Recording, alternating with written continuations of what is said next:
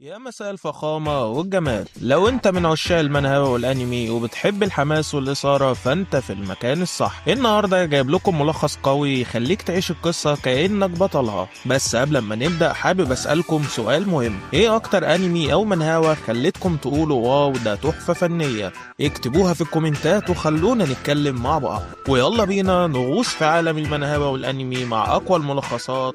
يلا نبدأ. بنشوف في الأول جزيرة وفيها مجموعة من الصيادين بيواجهوا نمل عملاق متوحش. القائد بتاعهم بيقرب من واحد منهم وبيقول إنهم لازم يمنعوا تقديمهم بأي شكل ومفيش تراجع، بس الصيادين دول بيتغلبوا بسرعة جدا. القائد بيفقد وعيه ونملة عملاقة بتاكل أحشائه وباين إن نهايته قربت، لكن فجأة واحد عنده سحر شفاء قوي جدا بينقذه في آخر لحظة. القائد بيترعب لأنه شايف إن اللي أنقذه ممكن يتهاجم هو كمان، لكن بوم بيتنقذ مرة واحدة. الراجل اللي أنقذ القائد بينادي زميله علشان يخلص على النمل. الراجل ده وحش بجد بيدمرهم بكل سهولة. المجموعة اللي كانوا في الأول فاكرين نفسهم أبطال بيكتشفوا إنهم مجرد شخصيات جانبية، والناس اللي جم ينقذوهم دول صيادين من الرتبة أقوى ناس في المجال. بيقضوا على النمل الأحمر بسهولة، لكن فجأة بيظهر نمل عملاق.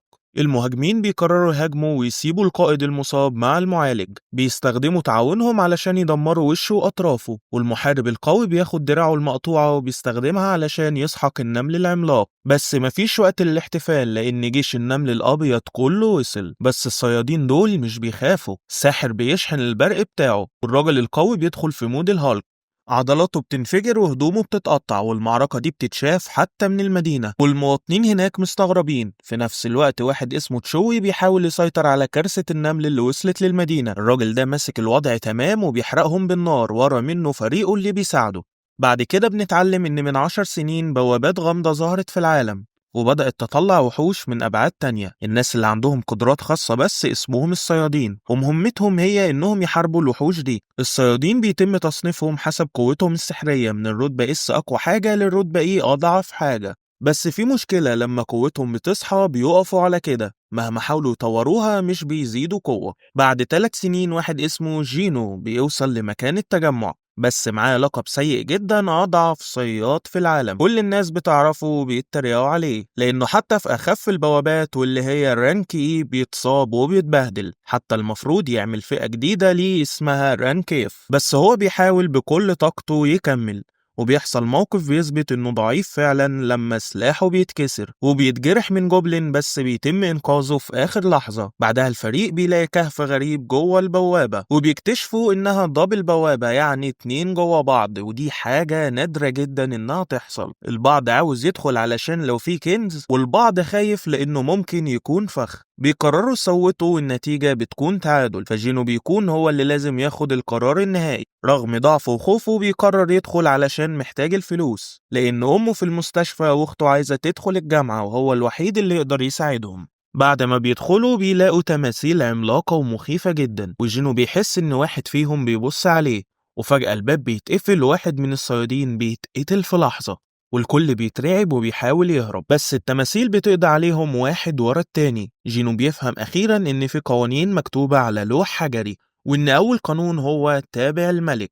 بسرعة بيطلب من كل الناس يركعوا، وبيكتشفوا إن التماثيل ما بتهاجمش طول ما هم راكعين، لكن الرعب لسه ما انتهاش. التمثال العملاق بيتحرك، الأحداث بتتصاعد، وجينو بيكتشف إن كل قانون من القوانين دي ليه معنى، وبيعرف إنهم لازم يلاقوا طريقة لتجميد الملك. علشان ينجوا بيحاولوا بطرق مختلفة، وناس كتير بتموت لحد ما بيفهموا إنهم لازم يعزفوا موسيقى زي التماثيل اللي شايلة الآلات. بيبدأوا يعملوا كده والتماثيل بتقف عن مهاجمتهم، لكن للأسف جينو بيتصاب إصابة خطيرة وبيفقد قدمه. رغم كده بيحاول بكل قوته يكمل وينجو. جينو متأكد جدا إن الباب ده فخ، والموقف ده خطير جدا وبيتلعب بعقلهم وبيديهم أمل كاذب. بيبدأ يتساءل لو كان ده اختبار للإيمان بالملك ده.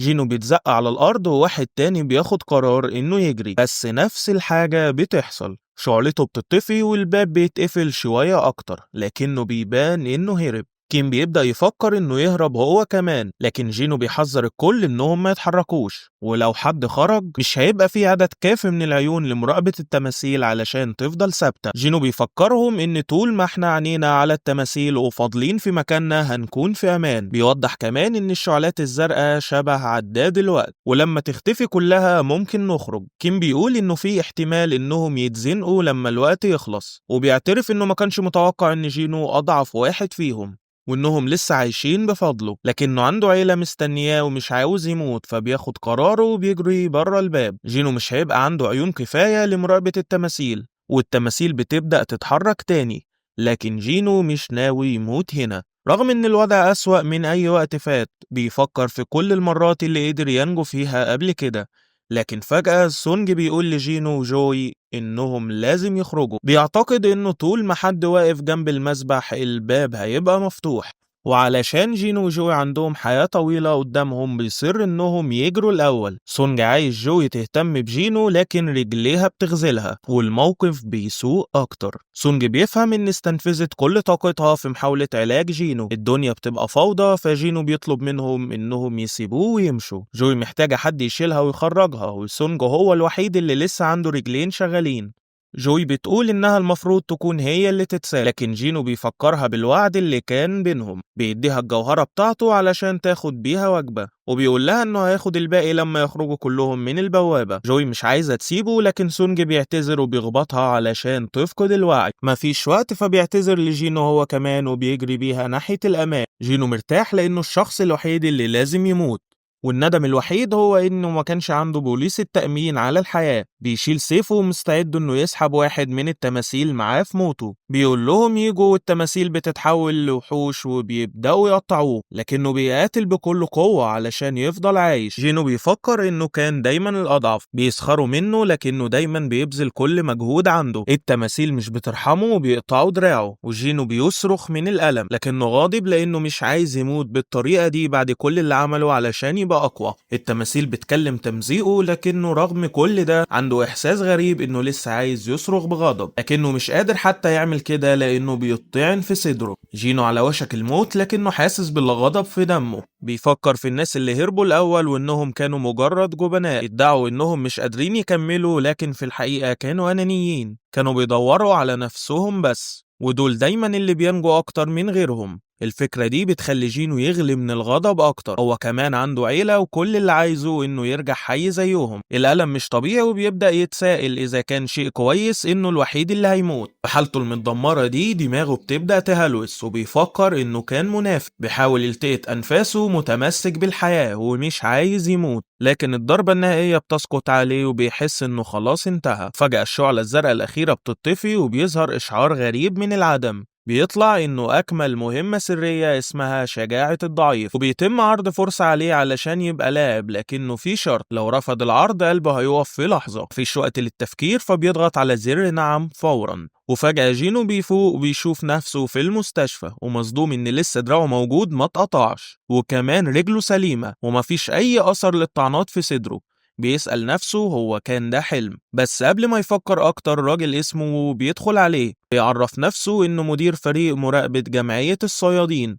مع راجل بشعر بنفسجي اسمه كانج، لكنه مش بيقوله سبب وجودهم. بيقوله إنه كان في غيبوبة لمدة 3 أيام، وإن جوي وسونج لسه عايشين، لكن سونج فقد دراعه فممكن يضطر إنه يعتزل كصياد، وجوي نفسيتها متدمرة فممكن ما تكملش. من أصل كل اللي كانوا في البوابة بس 6 أشخاص نجوا. بعد كده هو بيسأل جينو إذا كان مر بتجربة اليقظة التانية، وبيشرح له إن قوة الصياد بتتجدد وقت ما يصحى لأول مرة، ومش بتتغير بعد كده إلا في حالات نادرة جدا، ولو ده حصل ممكن القوة تزيد وتوصله للرتبة اس. جينو بيتحمس جدا للفكرة وبيقرر يقيس طاقته، لكنه بيطلع بنتيجة صدمة. جينو درجته بس هي 10، حتى الصيادين من الرتبة إيه بيكونوا عندهم على الأقل 70. النتيجة دي بتخليه أشبه بشخص عادي، والبوابة اختفت تماما، فمش قادرين يحققوا في اللي حصل هناك. جينو بيحبط جدا، لكنه فجأة بيلاحظ حاجة غريبة: ليه محدش سأل عن الشاشة العائمة اللي قدامه؟ هو الوحيد اللي شايفها، بيدرك إنها شبه شاشات اللمس وبيفتكر الرسالة اللي جات له كونه لاعب، لكنه بيتشتت لما أخته جينا بتدخل وبيسألها إذا كانت شايفة الشاشة لكنها مش شايفة حاجة. لما بيطلب منها تقول له إزاي بيتم فتح الرسائل في الألعاب، بتقول له ببساطة افتح صندوق البريد بتاعك. وفجأة بيظهر إشعار بيقول لجينو إنه عنده مهمة يومية تخص تدريبات القوة. بعد ما جينو بيمشي، بطلنا بيبدأ يفتح مجموعة كبيرة من النوافذ المثبتة اللي بتشرح إن النظام موجود علشان يساعده يتحسن، ولو ما التزمش بيه هيكون في عواقب. كمان بعتوله شوية مكافآت، بس جينو مش عنده أدنى فكرة عن معناهم.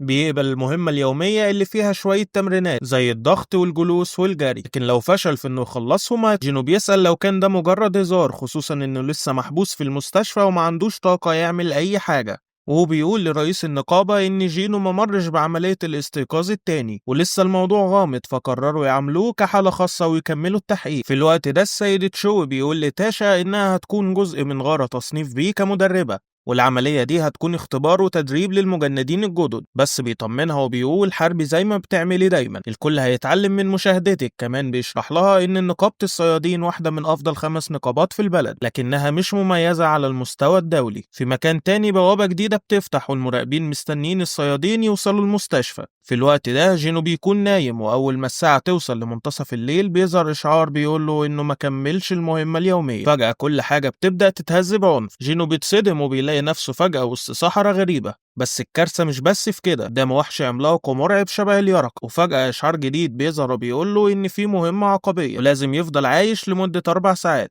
في المستشفى الممرضات محتارين هو جينو راح فين، محدش عارف انه محبوس في بعد تاني بيجري بحياته هربان من الكائنات المرعبة دي. جينو بيجري بأقصى سرعته، لكنه بيلاحظ ان الوحوش بتقرب منه اكتر واكتر، وكل ما الوقت بيخلص اول ما الساعة تضرب الحد الزمني النهائي، فجأة بيرجع جينو المستشفى وبيبقى منهك تماما وبيفقد وعيه فورا. جينو بياخد مكافأة بس هو اصلا مش واعي ومش عارف ايه اللي بيحصل. بعدين بيقول لاخته انه بدأ يتحسن وانه ممكن يرجع البيت قريب، بيلبس بدلته الرياضية وبيخرج. في مكان تاني جو بتوصل لها دعوة للمشاركة في غارة بسبب ظهور بوابة من النوع المظلم، بس كل النقابات التانية مشغولين وهي مش عارفة تقرر تروح ولا لا. في نفس الوقت بيجي لها خبر كويس ان جينو فاق من الغيبوبة، بتحس بالتوتر وهي رايحة تزوره، لكن الممرضات بيقولوا لها انه بقى يجري كل يوم من وقت ما فاق. جينو بيفكر انه بقاله 4 ايام من وقت ما فاق وتعلم شوية حاجات. اولا النوافذ اللي بيشوفها حقيقية مش وهم، ولما بيخلص مهمته اليومية بيحصل على 3 أنواع من المكافآت. الأولانية هي الاستشفاء الكامل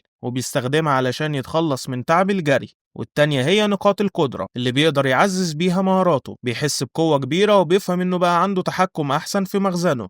جينو بيقف لحظة وبيفكر في قد إيه حياته بقت غريبة وشبه ألعاب الفيديو، لكن وهو بيتفحص الشاشات بيلاحظ إن الناس اللي حواليه بيبصوله باستغراب. على أي حال بيكمل مهمته اليومية وبيحصل على صندوق مكافآت عشوائي، والمفاجأة الغنيمة المرة دي مفتاح غامض. في العادة كان بياخد حاجات ملهاش لازمة زي الأقلام والمضادات، مفتاح كان حاجة غير متوقعة. وبعدين بيظهر إشعار بيقوله إن المفتاح خاص بالانتقال لزنزانة فورية مع تحديد موقعها. جينو مش عارف يعني إيه الزنزانات الفورية، لكنه بيستنتج إنها نوع من الأحداث اللي بتساعده إنه يبقى أقوى. في العالم ده البوابات بتفتح باستمرار وبيتم الإعلان عنها في نشرات الأخبار. بعد كده جينو بيروح يزور والدته وبيفتكر لما لقاها فاقدة الوعي. بيظهر إن عندها مرض النوم النهائي، وهو مرض ظهر مع ظهور البوابات. في ناس بيقولوا إنه بسبب التعرض المستمر للطاقة السحرية، لكن الطب الحديث مش قادر يعمل حاجة غير إنه يحطها على أجهزة دعم الحياة.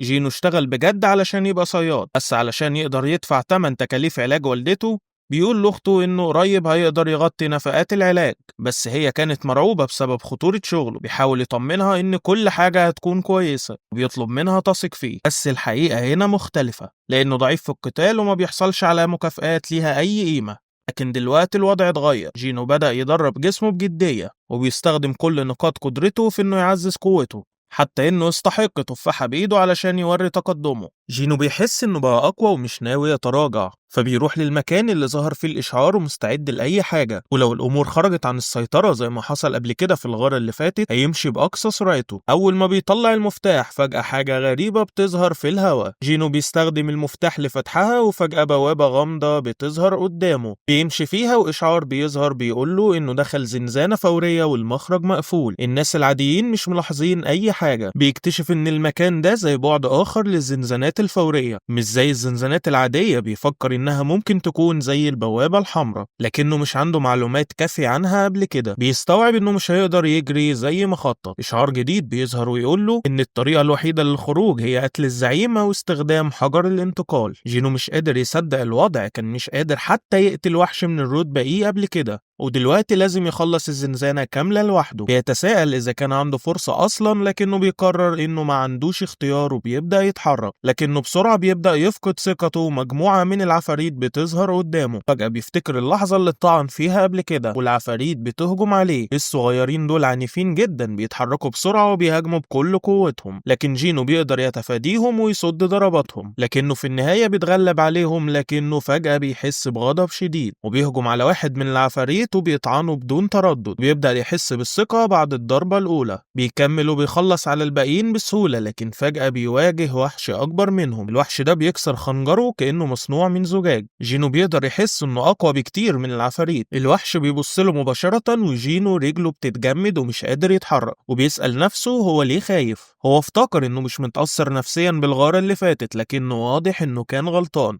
الوحش بيهجم عليه بسرعة، وجينو بالعافية بيقدر يتفادى الضربة، لكنه بيتصاب بخدش بسيط، وبيستوعب إنه لو اتصاب تاني هتكون نهايته لأن مفيش حد معاه يعالجه. فجأة الوحش بيطلع صوت عالي وبيهجم عليه بكل سرعته. جينو بيتفادى الهجوم، لكنه في نفس الوقت مبهور بمدى خفته وسرعته في الحركة. الوحش بيهجم تاني، لكن جينو مش ناوي يستسلم. بعد شوية بيقرر إنه يكون أقوى وبيضرب الوحش بقبضة قوية. ما بيقدرش يصدق إنه بعد ما زود قوته البدنية بقى عنده قوة حقيقية. الوحش لسه أقوى، لكن جينو مش مستعد يموت دلوقتي. ضرباته مش بتسيب ضرر كافي، فبيضطر يركز على تفادي الهجمات. لكنه في النهاية بيبدأ يتوتر ومش عارف يعمل ايه. فجأة بيجيله فكرة عبقرية، بيفتح قائمة الجرد وبيطلع سيف قوي في آخر لحظة، وبضربة واحدة بيقطع الوحش نصين. ما عندوش فكرة ازاي السيف ده ظهر عنده، لكنه بيفتكر ان كيم قال له انه دفع فيه 3 مليون، وده سلاح كان مستحيل يقدر يشتريه، لكنه مش فارق معاه. الطوارئ بتحتاج حلول عملية. الألم اللي كان حاسس بيه بيبدأ يقل، لكنه فجأة بيلاقي وحشين تانيين بيهجموا عليه. بس دلوقتي ما بقاش خايف خلاص لأنه معاه السيف، لكن المشكلة السيف بيعلق. جينو بيبدأ يحس بالهلع ويحاول يسحبه قبل ما الوحوش تقرب، وفي اللحظة الأخيرة بيقدر يسحبه من الأرض ويهجم تاني. بيركل أحد الذئاب بعيد والتاني عنده أنياب حديدية، بيضربه برجله وبيقول له يدور على حاجة تاني يعضها. بدل السيف الجديد بتاعه بينتهي القتال وبيريح شوية، وبيلاحظ انه لأول مرة وصل للمستوى التاني، وده ما حصلش لما كان بيعمل المهام اليومية. بيستنتج ان ده بسبب القتال الحقيقي، وبيلاحظ ان كل ما يرتفع مستواه كل احصائياته بتزيد نقطة واحدة، وده معناه انه من القتال الحقيقي بيكسب 5 نقاط بدل 3 نقاط من المهام اليومية. القتال هو الطريق الأسرع علشان يبقى أقوى، لكنه لسه مش فاهم الفرق الكبير اللي بتعمله نقطة واحدة. انه واثق ان القوة البدنية هي اهم حاجة. بيوصلها للمستوى 32 وبيحس انه اخف واسرع من قبل. بيعتقد ان كل ما زادت اساسياته زادت النقاط اللي بيحصل عليها، وده بيخليه متحمس اكثر للوصول لمستويات اعلى. بيقرر يفتش الوحوش اللي قتلها علشان يشوف لو عنده حجر طاقة، لكنه بيتفاجئ انه لقى حاجات تانية مش زي اللي بيلاقيها في الزنزانات العادية. بيفهم ان الزنزانة دي مختلفة عن اي حاجة قبلها، وبيتصدم لما بيكتشف ان النظام عنده متجر، لكنه مش قادر يشتري حاجة علشان مستواه لسه ضعيف. لكن على الاقل بيقدر يبيع الحاجات، وبيجرب يبيع سن الوحوش وبيحصل على 20 قطعة ذهبية، وبيبقى مش عارف قيمتهم لكنه متأكد انهم مش كتير. وبما ان المكان ده زنزانة من الرتبة ايه، فبيبدأ يسأل لو كان لازم يرفع مستواه الأول. فجأة بيلاقي مجموعة من الذئاب بيحاصروه. بيقول لنفسه خلاص مفيش داعي للخوف لأنه عارف إحساس الموت دلوقتي عامل ازاي. المرة دي بيقرر يهجم بدل ما يهرب. بيبدأ يقطع الذئاب بدون رحمة وبيندمج في القتال، وبيبدأ يشعر انه عاوز يقاتل اكتر. القتال بيبقى ادمان بالنسبة له، وبيقرر يلتزم بالقواعد اللي فرضها عليه النظام. بعد ما بيخلص على الذئاب كلها الاشعارات بتظهر بسرعة. بعد ما خلص على كل الوحوش بيظهر اشعار بيقول له انه اصبح قاتل الذئاب. في الخارج بعض الناس بيقعدوا قدام البوابة وبيشتكوا ان المدينة مش بتعمل حاجة بخصوصها. جوه الزنزانة جينو بيكون تعبان جدا وسيفه بقى على وشك انه إنه ينكسر. فجأة إشعار بيظهر بيشرح له مميزات كونه قاتل الذئاب، بيحصل على تعزيز بنسبة 40% لكل قدراته ضد الوحوش من النوع الحيواني. لما بيفتح الجرد بيلاقي انه حصل على مجموعة من الأنياب وعباءة، لكنه بيلاقي حاجة أهم وهي حجر الانتقال. بيفكر يستخدمه ويخرج لكن بيتردد لأن ممكن ما يلاقيش فرصة زي دي تاني علشان يبقى أقوى، وما عندوش فكرة لو خرج من الزنزانة هتختفي ولا لأ. ممكن تكون حاجة مؤقتة زي الأحداث في الألعاب، فبيقرر يكمل. قدام في الوقت ده جوي بتاخد مكالمة من جمعية الصيادين، بيقولوا لها إن في زنزانة اتكسرت عند بوابة قريبة وهم محتاجين مساعدة لأن مفيش معالجين كفاية. جوي بتحس بالذنب لأنها رفضت قبل كده، لكنها بتقرر تساعد، مش عايزة تضيع مجهود جينو. نروح للبوابة وجينو بيكتشف إن القتال بقى أسهل بعد ما رفع مستواه. الألوان اللي بتظهر على أسماء الوحوش بتتغير، الأبيض بيبقى معناه ضعيف، والبرتقالي يعني في نفس قوته، والأحمر يعني قوي جدا. الذئاب اللي كانت حمرا في الأول دلوقتي بقت بيضة، وده دليل على إنه بقى أقوى بكتير، لكنه عارف إن في وحش مرعب مستنيه تحت.